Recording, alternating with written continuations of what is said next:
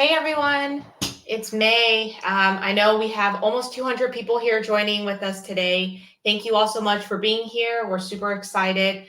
I won't say too many things in the beginning because I know we only have a short 30 minutes. But I just really wanted to first of all say thank you all so much for the positive um, encouragement and advocating for Google and just participating in our Learning with Google event last week.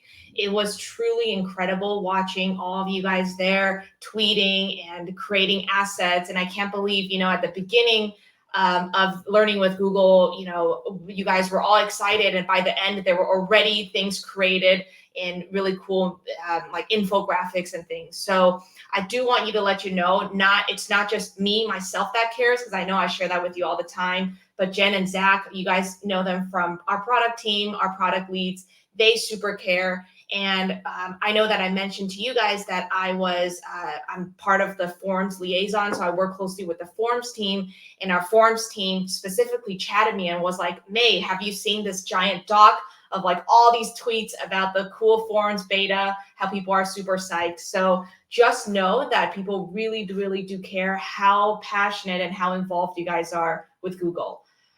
So again, this rest of the session, it's going to be I know not all of us have signed or confirmed the NDA. We all should. So if you haven't, please make sure to do that. Check out our Google group. But please know that everything here is really exclusive to just our community. So please do not screenshot, do not record this, do not tweet things. I know you love Google and want to spread the word, but for this session, it's just a Q&A just between us. So please just keep it, within us. Jen and Zach, I will let you guys just introduce yourself just a quick bit, and then I'll let Jen chime in with the first question. So go ahead. Hey everyone, I'm Jen. I'm a Director of Program Management on the Google for Education team, and just so thrilled to be able to and I have a preschooler that just got home. So thrilled to be able to get to chat with all of you today. And I'm Zach Yetzkel. I'm Jen's partner in crime on the product management side. I'm responsible for Workspace for Education, still getting used to saying it out loud. Yeah, thank you for everything you do to help make our product successful. So we're going to get started. I just wanted to reiterate what May said, which was we are so thankful for hold on one second. Sorry, Zach, you go. I don't know what you were going to say, but we're so thankful for everything you do, and for the I think at the end of the day, our user voice matters way more than anything that Google says, and so really hearing it hearing it from their peers is so important to our community, and so your voices really matter a lot. Yeah, and I think Jen was also going to say, because I know Jen and Zach were talking about it backstage, that what you guys have requested, so features that you guys have shared on Twitter, pressing that submit feedback button to product team, like they're not just buttons there for you to press, but the product team truly cares about what you guys are saying, the way we kind of rolled out our features and stuff, and Jen will talk more about it. But it really is driven by educators, specifically here in our community, and just educators who use our product. So know that it matters. And I see Jen's back. So. Yeah, sorry. I have 3 under 4. So it's like total chaos at my house all the time. So first of all, use the send feedback button. We read, I'm not even kidding you, every single piece of feedback across our suite of products. And that's what we use to prioritize what we're building. I know for a lot of other teams, it might be a black box, but I promise you we read it. It's also a way for us to follow up after a feature launches to let you know when things have launched. We also get a ton of user education questions, which we also try to follow up over email. So that is your lifeline to our product team. And I promise you, we read every single piece of feedback. For many of you who I've interacted with over the years, you know that we read it. I often see tweets of our closed loop emails. So please keep the feedback coming. And there's also tons of ways to get involved, from piloting new features and functionality to participating in our user research studies. So if that's at all interest, we can share the resources for you to sign up either as an individual for your school or get your whole school to sign up. Jen, do you want to read one of the first questions? or the yeah, so I'll do the second question because we just kind of answered the first, which is when first introduced back in 2006, Google for Education tools completely changed how schools facilitate communication and collaboration. How do you think these same tools will evolve and support learning 10 years from now? I wish I could predict the future. I can't.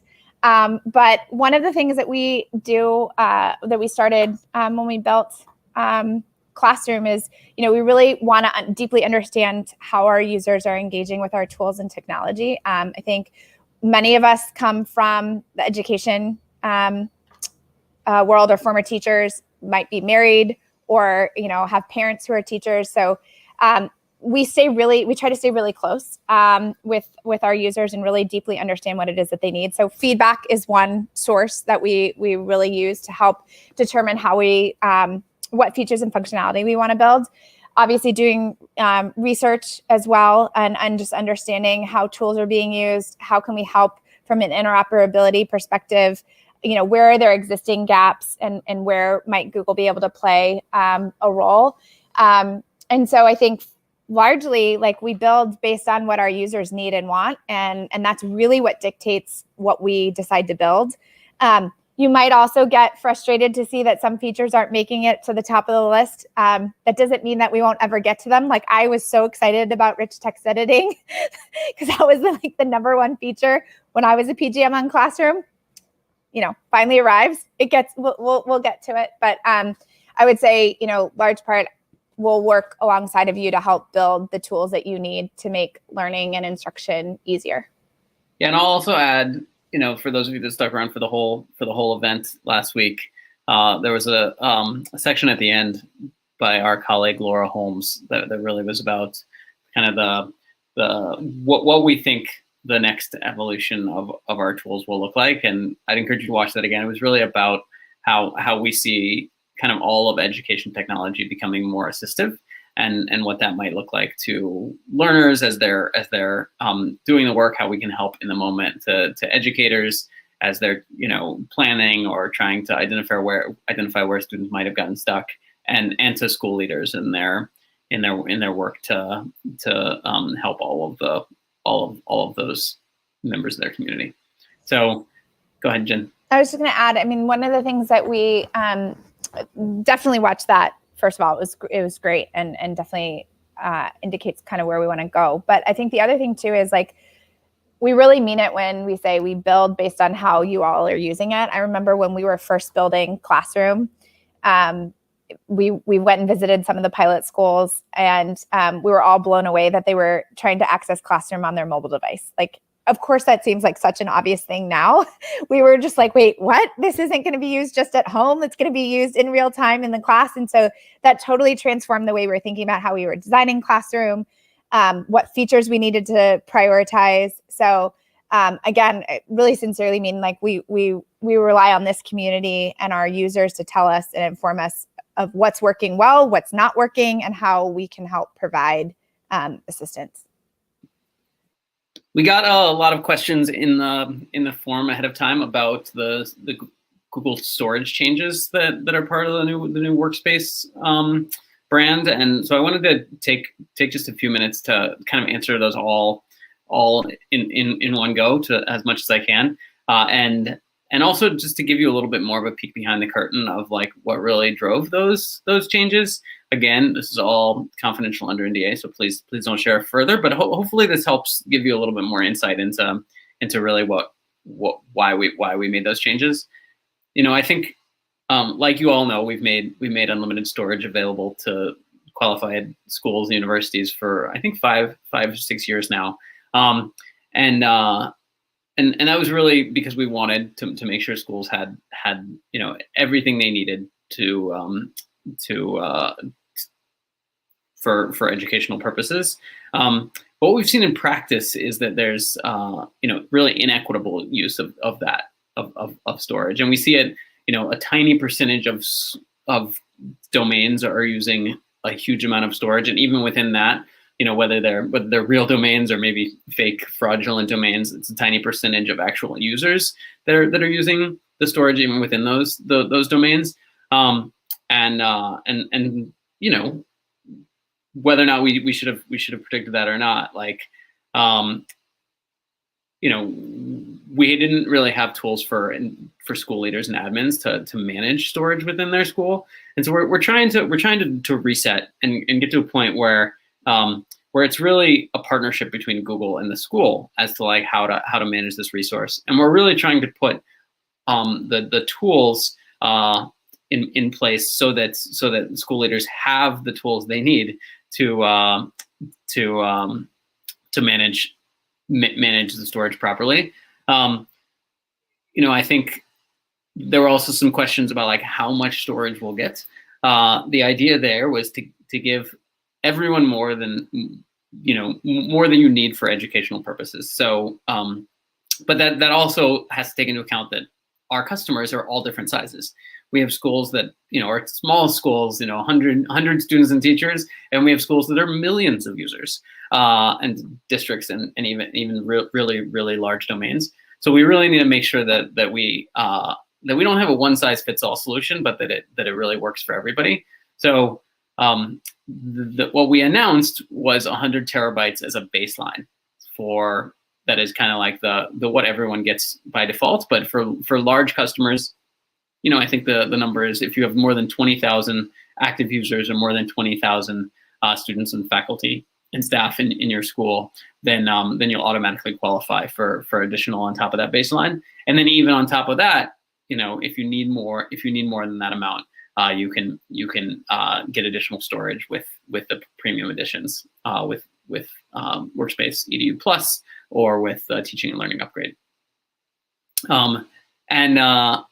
So that's kind of how we were thinking about it. I think the other thing I'll add is like, well, what do you do now? And the short answer is we really tried to give a lot of notice for this one. So this won't go into effect for our existing customers until next July 2022. And later this year, we'll have some of the tooling that I talked about, both the better dashboards for you in the admin console to really understand how the storage in your school is being used, and you know, more proactive controls to set the limits and to designate how you want it to be used.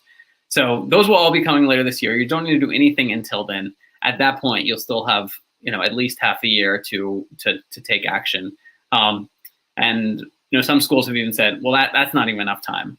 And I think what we'll say is like, we're committed to working with you and to all of our working with all of our customers to get to a place where storage is not a barrier. And so if you need more time to take action to set those limits, we can figure it out together. But that's kind of the overall on the what it is, who's affected, how much you'll get, and when you need to do something. Jen, did I miss anything important in that? I don't think so. I think there were some questions about whether folks could share this with their schools, since we had made the comment about NDA, and just how the larger storage would work for larger domains. So a lot of what I shared is available in the Help Center and in the admin guide. So you know, anything that's published publicly, you can share. So just kind of cross-reference that before you share is what I would say. And we can include the links to those.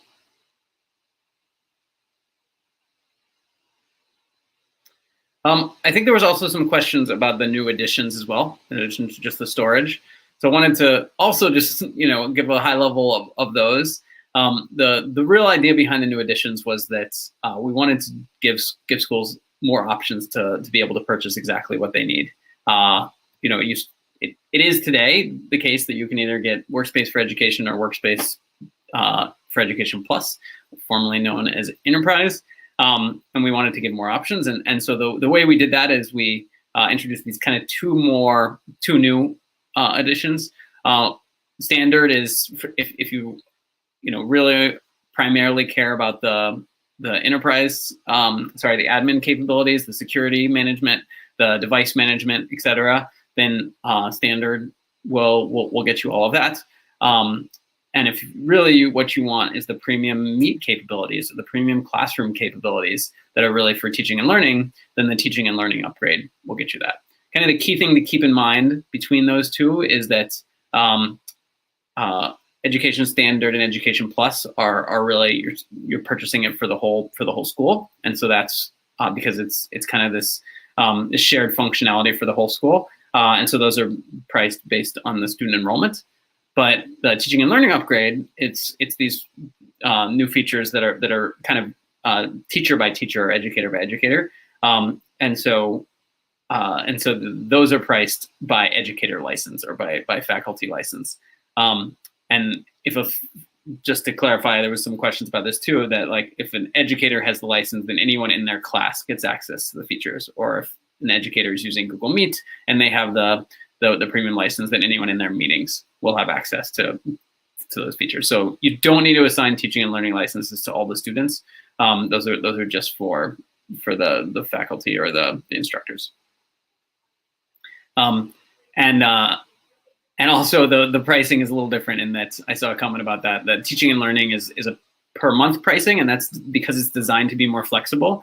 You can quickly add more licenses if you need, or if you have folks that don't need them anymore, you can remove those, versus the Standard and Plus, which are annual licenses. Again, because those are a full school commitment. Did I miss anything else on that one, Jen?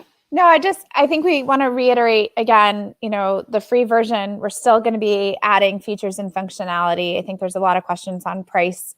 We want to work with schools, to make sure that schools can get access to the tools that they need, but free is still going to be free. We're still going to be building features and functionality to that. And we'll work with schools. Yeah, and then there was also a question just about like when the new editions will be available, and I think it'll be in April is the date we can share. There is some questions, and I'll ping this in the chat, but there were some questions about like both what tiers get which features, and then also just generally like where can we go to find out what's launching when. So we have a public roadmap, which I'll share, that has a lot of the latest and greatest information.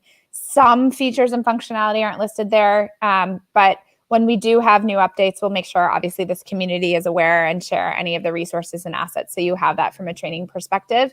But we'll go ahead and ping those in the chat so you have them.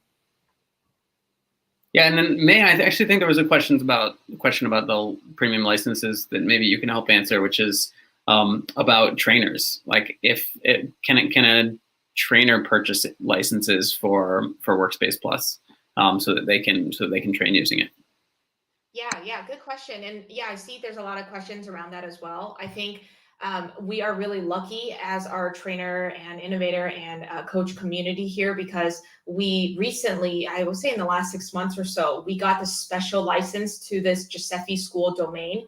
I think a lot of you here are on it because you guys asked me questions about it. And through that's a free service for you to sign up. It's a demo tool, so it's not the same as your trainer domain that you get. But with that demo tool, you can see all of the paid features that we have available. And sometimes, and some of you guys know from last year, that when Meet Early Access came out, we were able to add that to it. So there might be some additional early access to maybe some pilots, and especially with Google Classroom. So I really encourage everyone here to check it out. You can search our Google Groups. You know that for me, you can find one of my emails, and in my signature, I have 5 important links to our groups. One of them is specifically on that. I used to call it enterprise domain, but it's on all the paid features. How do you get those demo tools to just see, so you can better equip yourself in talking with districts and talking with other educators. So yeah, that's something important. I wish that everyone in our community is able to capitalize and take advantage of that. So please do. And then with that, I think in the same question, I think maybe one for Jen is people were asking for some tentative release dates, particularly with Classroom and Meet updates. I know we don't have anything like, the exact dates to share, but can you share anything with our group? Yeah, so there are some release dates that are in that resource that is being shared, which is the publicly announced products and features list. So we'll make sure you have that resource. A lot of the key features and functionality, not only within Classroom, but also across Workspace will be there. There will be other features and functionality that we'll build that aren't necessarily on this. And as soon as we have more information and are ready to share, we'll make sure you all have the right resources. But we'll send the link and you can see. Yeah, one other clarifying point that I'll share just about the additions. The teachers won't be able to purchase it themselves, the teaching and learning upgrade, but there's no minimum purchase. So like the school admin will be able to purchase just one license if only one teacher needs the capabilities, or 5, or they can buy it for a single department instead of the whole school or whatnot. So that's the idea, but it'll be a la carte in that way, but not self-serve, and the teachers will be able to buy it themselves.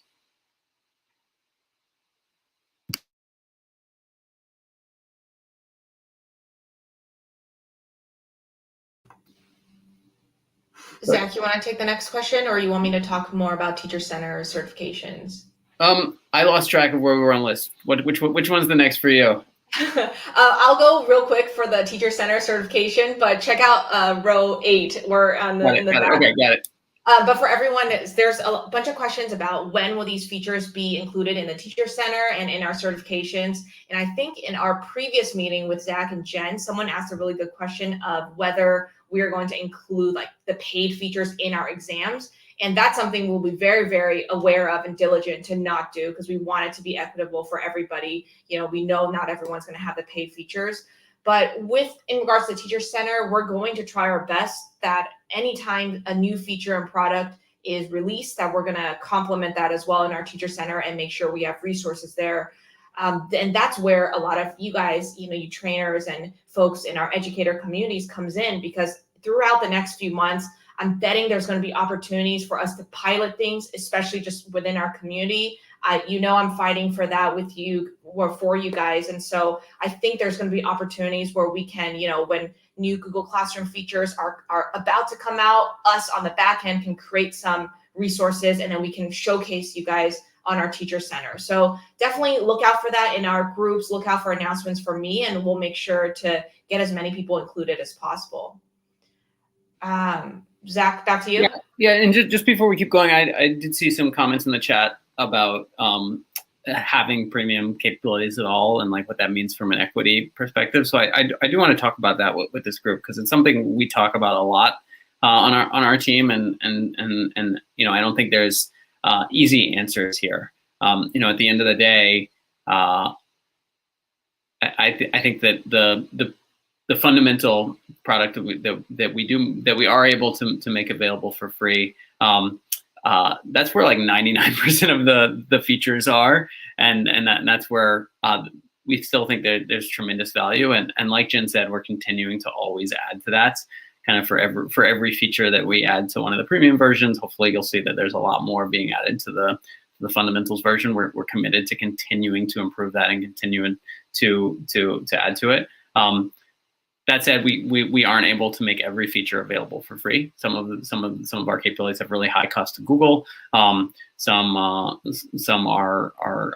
necessary for other reasons to be premium. But so we have these premium tiers. We are committed to working with schools to find ways to afford them and to not widen the gap. And Jen, feel free to add, but I think that it's a hard problem, and we want to work together to make sure that we're approaching it properly. Yeah, I would just add a couple of things. Like, I think it's super top of mind for the team. We want to make sure our tools continue to work for all of our users. Things that we're looking to add, are making sure that things work offline, so that students that might have intermittent connectivity can continue to do their schoolwork. We announced offline mode for Classroom. So features like that. I think taking a step back though, I think we've been, especially with COVID and the impact for schools, we launched back in March a $10 million distance learning fund aimed at helping educators access the resources they need. In May, Google.org recommitted another $1 million grant to Donors Choose. And then in August, we announced another 50 features and functionality. So it's definitely something that's top of mind, working we're continuing to work with schools. And as Zach mentioned, we're going to continue to improving the free version. It's not just all going into paid. So keep the feedback coming. We're here, and we hear you. And just appreciate everyone's partnership. So I think we have time for a few more questions. There was one question about SIS, Student Information System integrations outside the United States. The short answer there is that we know Workspace and Classroom are used globally, and we'll work to make sure that they're integrated with student information systems or management information systems, as they're called in some other countries around the world. We're starting with the U.S. in the K-12 market, but we plan to expand from there. And then there was a couple last questions. I was going to talk about forms. So after a long-awaited, hey, this is a great example of people submitting feedback and we're acting on it. So there was a question about signing up for the beta version of forms. We will make sure you get the link to sign up, but do so if you're interested. We're definitely looking for feedback. So we'll share the link shortly. I'm looking at our list. Yeah, I think there were a lot of questions. I think overall we bundled them into different sections that Zach and Jen already talked about. I know we're basically out of time. So I think any follow-up questions that you may have, I encourage you to post to our trainer group, because I feel like when someone has questions, other people are really quick to jump and help out, and sometimes even better than what we can do on the Google side. We really value educators helping educators out. But as always, you guys have my email if you want to directly reach out to me. I'm always happy to engage in conversations with you all, and we can talk through some of the updates today, and then some of the more trainer logistics stuff that you guys still have questions for. I see some in the chat, but I just don't have time to address them now. So please feel free to connect with me. But I do want to reiterate again, thank you all so much. Big shout out to Jen and Zach. Thank you too. I'm still in shock that you guys are here talking to our communities. I think this is the best part of our day. Are you kidding me? We could do this all day. I mean, we can't really do it all day. We have jobs, but no, this is the best part. I mean, both of us look forward to it so much. And I really seriously mean it. We loved watching all of the tweets and memes and you name it. It was so fun. And the team, our engineering team, was so jazzed about the love that they got on Twitter. So just thank you so much. It made our total week, month, year, it made the last year with COVID worth it. And we just really appreciate all of the patience and love that you all showed. It was really wonderful to see. Yeah, plus one. Also just to echo that, the work that you all do, we think about you as an extension of our team. Mm-hmm. And in many cases, you understand the needs of the teachers and students and school leaders, so well. And so we want to make sure that we have those good communication channels between this group and our teams too. So we can talk about how we can be in closer connection to this group moving forward. I do like that a lot, and I think that that this group really is excellent at advocating for and bubbling up the things that you're hearing really prominently on the ground, in addition to all of the send feedback and other things. I thank you both so much for saying that, because on the back end, I'm always to our trainers, I'm like, oh, product team does care. They truly do care. Like, keep submitting, they want to have that dialogue with you too. And they only hear from me, and I know they trust that, but hearing it directly from the two of you, leading our product teams, I know I encourage you, Zach and Jen, to check out the YouTube chats later after this, because there's a lot of love for you guys. So the sentiment that you feel for our educators definitely goes both ways. We appreciate it. I mean, when we used to do school visits when we were in person, that was like literally one of the highlights of our month, was getting to go out and visit and meet with schools, and obviously with conferences and stuff. So it was really wonderful to get to spend some time with all of you today. And hopefully next time we can figure out some interaction, so it's not just us talking. Yeah. Well, I think we're out of time. So thank you all, you guys, for joining, and hope to talk to you guys soon. And again, reach out if you need anything. Thanks, everybody. Thanks.